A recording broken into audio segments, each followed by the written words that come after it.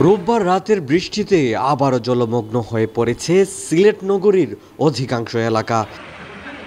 এসব এলাকায় তৈরি হয়েছে বিদ্যুৎ, পানি ও খাবারের সংকট। খাওয়ার পানিটা বেশি সমস্যা, আর যে বাচ্চারা বেশি সমস্যা হয়ে যাচ্ছে, যেন পানির মাঝে হাঁটলে পরে ফুটে চালিয়ে থাকে।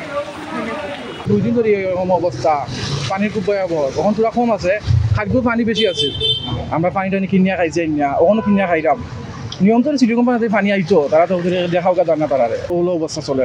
আর ড্রেইন ব্লক ড্রেইনের পানি বাড়িয়ে বা ইতার ফাও ইনফেকশন হইব, পচা পানি।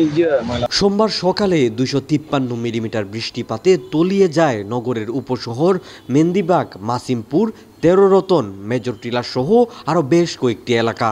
এতে করে 6000 পরিবার ভোগান্তিতে পড়ে। আগে 3টার সময় উঠছিল পানি, এখন আমরা স্কুলে আসছি, কিছু করার নাই। আর আমরা তো আর সাহায্য করার মতো মানুষও না, সাহায্য দিন একজন করবো, আমরা আছি ওলা আল্লাহর হাওলা। এক রাত্রে ও পানি হয়েছে, আমরা তো দোকানও পানি হয়ে গেছে, আটও পানি। লাস্ট পর্যন্ত মালপত্র সম্পূর্ণ দোকানের উপরে তুললাম, তোলার পরে ওখান দেখা যায় পানি কেউ কোনো কিছু সামান্য কমছে। এই অবস্থার মাঝে আছি আর কি। 2-3 দিনের কষ্ট বেশি আর কি। আর আগে মনে করে আজকে 6 দিন ধরে পানির বেশি চলাচিত্র, আর পানি মনে হয় 3টা থেকে পানি মানে প্রস্তুত চলাচল, মানুষের বেশি অভাব চলাচিত্র। বিশেষ করে আমরা এলাকা তো নিচা, এটা গড় তুলছে প্রায় 30 বছর আগে। 30 বছর আগে যে সময় মাটি আসেনি, সময় আসেনি 1 লাগান, আর এখন পরিস্থিতি আছে 1 লাগান। আগে পানির আর অঞ্চল খালি আছেন, পানি যাইতো, এখন তো আর যাওয়ার জায়গা নাই। ওখানে আমরা নিম্নাঞ্চলে প্লাবিত।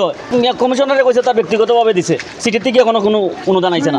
সবচেয়ে বড় সংকট এখন খাবার পানি।